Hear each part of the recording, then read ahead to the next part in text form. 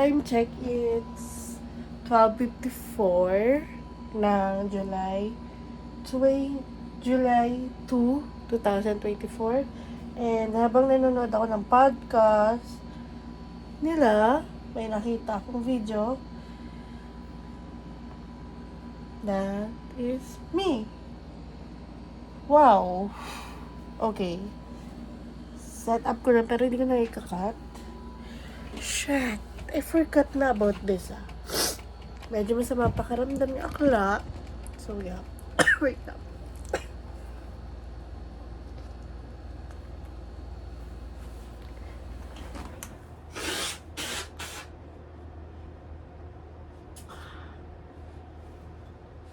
I don't know kung bakit July 2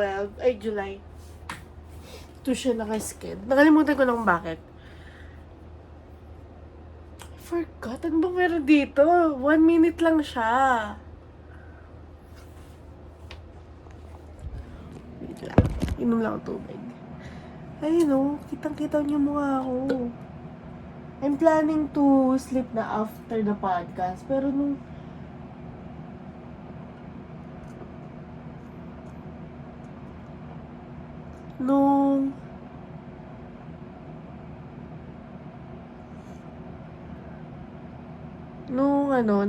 nag-scroll ako.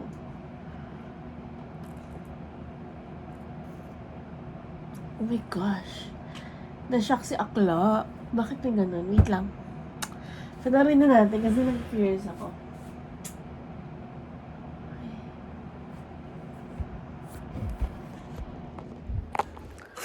Medyo masakit ang masama ang pakiramdam. Wait lang nga. Wait lang talaga. Promise na to. Promise na to.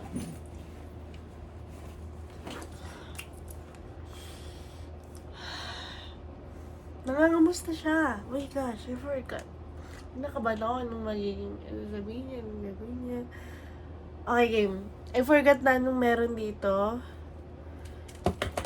Taas ba brightness na ito? Taas. Okay, game.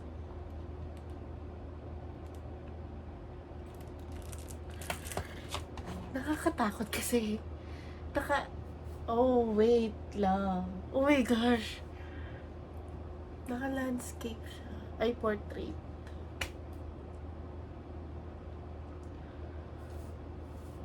Parang gusto ko siyang tanggalin kasi naka-ear. Wala ka. Hi there. So, I'm filming this January 4. Yes, 4 days pa lang. After New Year. But I just want to say that I'm so proud of you. You made that. Within a year. Huh. How was it? Fine. What? Can you share something? Or reply to this? Yeah. Oh. Yeah, I forgot to say. I'm so proud of you. And always and forever be proud of you. You made it. Oh my gosh. Konting kembot na lang. Nandun ka na, ate ko. Damihan mo yung kembot. Alam ka natin na tayo.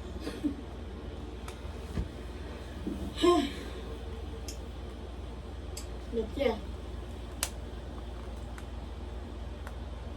Life is tough, but I know you're strong. You're not strong as strong, but you know you can do everything. Just napaghihinaan ka lang. But I'm so freaking proud of you. Love you. Yeah. Almost there. Almost there. So don't give up. Okay? Wow. French.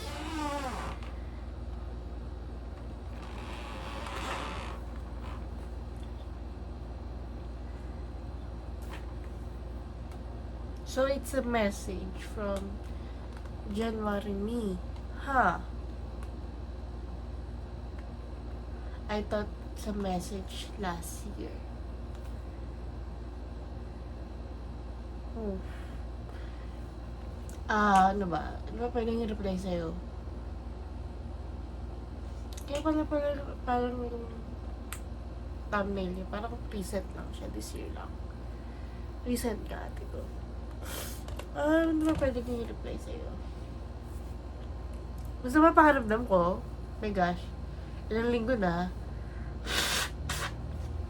Because of, iba yata, hindi ako hiyang. Ewan, di ko alam kung hindi ba ako hiyang.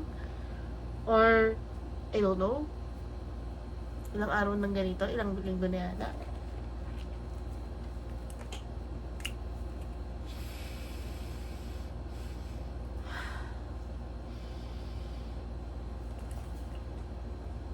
Sorry, na-distract ako kasi may chat sa GC about sa shoot namin tomorrow.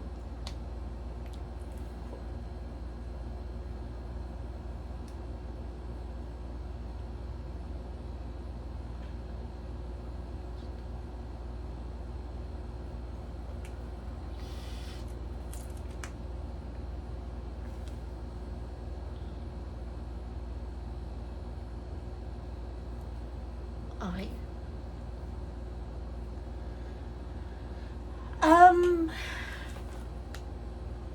To be honest, sama na parang daw today. Second, I'm currently scared. I don't know kung masasabi kong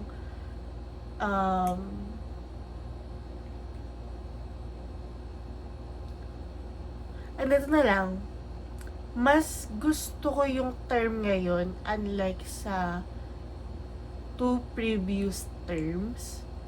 Kasi, I don't know. Maybe because of foreign language. Alam mo yung parang, first year ako, oh my God, parang binild ko yung self ko na foreign language. I'm so excited of you. Pero nung foreign language na kami, parang, it's not for me. But, after the term, nung dalawang term ngayon, may foreign language kami.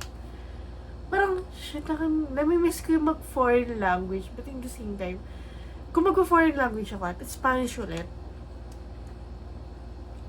wag naman ganun kasakit magsalita na, prof. Pero ano, parang, alam mo yung parang in the end of the day, parang, in the end of the term, parang, shit, nakakamiss pala mag-foreign language. Parang, sinasabi ko nga sa mga kaibigan ko sa mga kaibigan ko.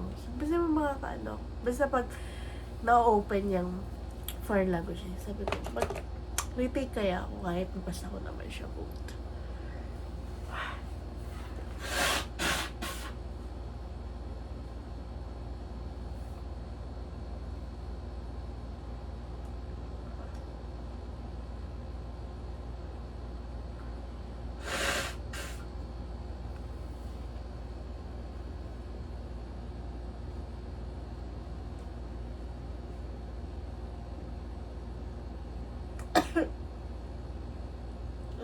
Sakit ilo pa.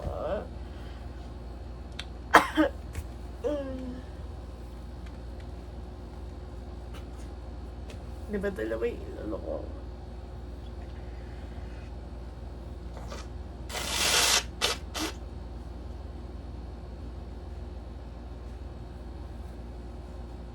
Sakit ilo ko.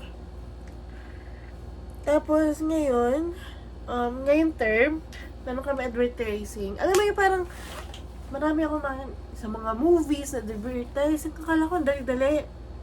Girl, may terms pala siya. May kailangan kang kabisuduhin. May kailangan kang gawin. May kailangan kang, hindi lang basta siya, gagawa ka ng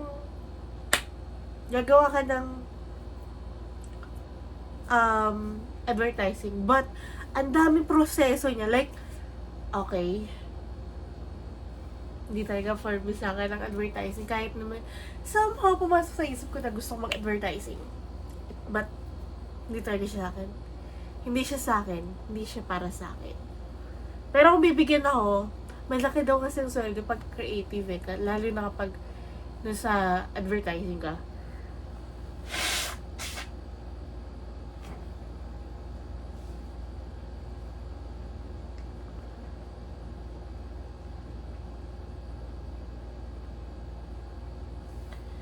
Tapos, ano pa ba?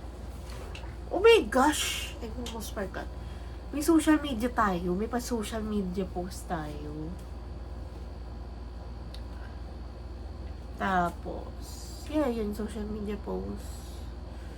Tapos, minumulto pa rin ako ng guilt ko about sa short film.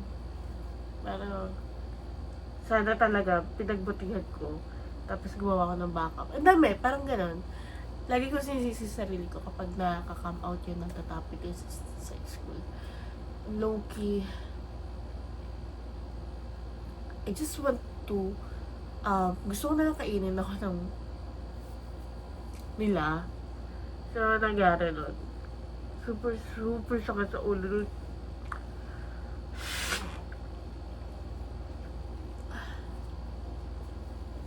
Ano pa ba?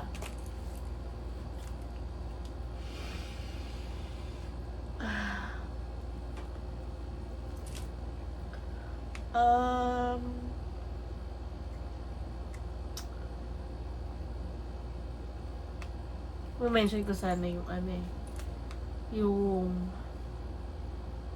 pagiging fan ko. But, hindi naman tinanong. So, ang masasabi ko lang about sa pagiging fan girl ko. Parang ano, mas disturb, parang mas naging, ano siya, paano ba to? Parang na, nagamit ko siya sa ACADS. Kasi parang, gumawa kami ng interview, feature article, tapos may partner ko, both kami nag-interview, tapos may interview kami na, yung interview na yun, na ginawa ng partner ko na article about me, ako naman, gagawa ko ng website based dun sa ginawa niyang article about sa akin. Tapos, ano pa ba? Masasabi kong maganda yung gawa ko. But somehow, parang sinisisi ko sa sarili ko, parang pangit niya after siya mag-gradean. Parang ewan ko pero ever since na nag-aral ako ng communication, parang I feel like hindi pa sapat tong ginagawa ko. Like, nakukulangan ako sa ginagawa ko. Parang minamaliit ko yung gawa ko kahit na tapos na siya. Kahit na may nagsasabi, kaya na yung kaibigan ko sasabi, okay naman siya. Pero parang yun nga, parang masyado ko dinadown yung sarili ko about sa ginawa ko. Ano ba?